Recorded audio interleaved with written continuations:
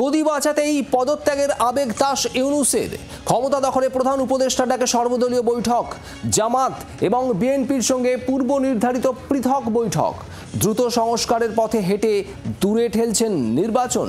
স্বৈরাচারী তকমা ঘুচতে তড়িঘড়ি সর্বদলের ডাক। সেনার চাপে ইতিমধ্যেই বেসামাল হয়ে সর্বদলীয় বৈঠকে মোহাম্মদ ইউনূস। বাংলাদেশের অন্তর্বর্তী সরকারের প্রধান এই মুহূর্তে রীতিমতো চাপে মোহাম্মদ ইউনূস।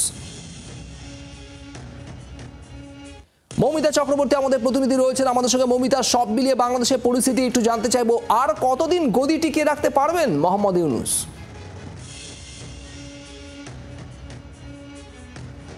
দেখো, দফায় দফায় নিজের গদি এবং নিজে মসনদে টিকে থাকার জন্য হাজারো রকম ফিরিস্তি দিচ্ছেন, হাজারো রকম চেষ্টা করছেন, এবং তাতে অবশ্যই তার সহযোগী হিসেবে দেখা যাচ্ছে নতুন বাংলাদেশে গজিয়ে ওঠা দল, যারা ছাত্র ঐক্যের নামে প্রথমে এসেছিলেন, তারা এখন বাংলাদেশ জাতীয়তাবাদী পার্টি এনসিপির নামে তারা কিন্তু কাজ করছেন। Nahid Islam and team, Nahid Islam and তার টিম, তারা গতকাল যান মোহাম্মদ ইউনূসের সঙ্গে বৈঠক করেন।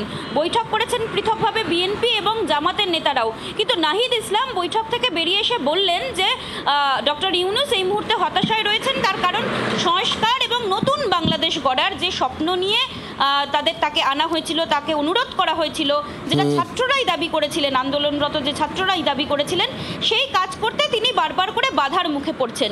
কিন্তু বিএনপি স্পষ্ট ভাষায় বুঝিয়ে দিয়েছেন যে সেদিনের বৈঠকের, অর্থাৎ গতকালের বৈঠকের আলোচনার টপিক তাদের জানানো হয়নি, কিন্তু তারা জানেন তাদের কি বলতে হবে, এবং সেই অনুযায়ী তারা কিন্তু মূলত নির্বাচন ডিসেম্বর মাসেই করতে হবে সেই দাবিতে যে অনড় রয়েছেন সেটাও স্পষ্ট করে দিয়েছেন। পাশাপাশি দুই ছাত্র উপদেষ্টা সহ এক নিরাপত্তা উপদেষ্টার পদত্যাগ, যে পদত্যাগের দাবিতে তারা অনড় ছিলেন, সোচ্চার ছিলেন, সেটাও করেছেন।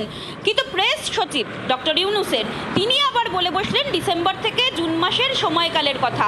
ডিসেম্বর মাসে নির্বাচন করার চাপ একদিকে যখন বিএনপি এবং সেনাপ্রধানের তরফ থেকে বলে দেওয়া হয়েছে, মোহাম্মদ ইউনূস বিভিন্নভাবে কিন্তু চেষ্টা চালিয়ে যাচ্ছেন তার মতো করে, কিন্তু সেই চেষ্টা কতদূর সফল হবে তা কিন্তু সময় বলবে, কারণ আজকে সর্বদলীয় বৈঠকেরও ডাক দেওয়া হয়েছে। সেই সর্বদলীয় বৈঠক আজকে আদৌ হয় কিনা সেদিকে অবশ্যই নজর থাকবে। একেবারে মৌমিতা, তুমি আমাদের সঙ্গে থাকো, আর এখানেই আপনাদের শোনাবো ইউনূস, মোহাম্মদ ইউনূসের প্রেস সচিব, তিনি কি বলছেন। প্রফেসর ইউনূস বিএনপির ওই মিটিংয়ে বলেছেন যে ইলেকশন উনি ডিসেম্বর থেকে জুনের মধ্যে করবেন। উনি বলেছেন যে উনি জুন 30 কাট অফ টাইম এর ওই পারে যাবে না। উনি এক কথার মানুষ, উনি যেটা বলেন সেই কথাটা উনি রাখেন। আর বাংলাদেশের ছাত্র সমন্বয়কদের নেতা নাহিদ ইসলাম কি বলছেন দেখুন। বর্তমান যে পরিস্থিতি, সেই পরিস্থিতি নিয়ে আলোচনা করতে উনি কাজ করতে পারছেন না, বা সে বিষয়ে উনি দায়িত্ব ছেড়ে দিবেন কিনা এই বিষয়ে ওনার চিন্তা ভাবনা রয়েছে। উনি যাতে দায়িত্বে থাকেন, দায়িত্বে থেকে রাজনৈতিকভাবে আলোচনার মাধ্যমে সকল পক্ষের সকল সমস্যার সমাধান করেন।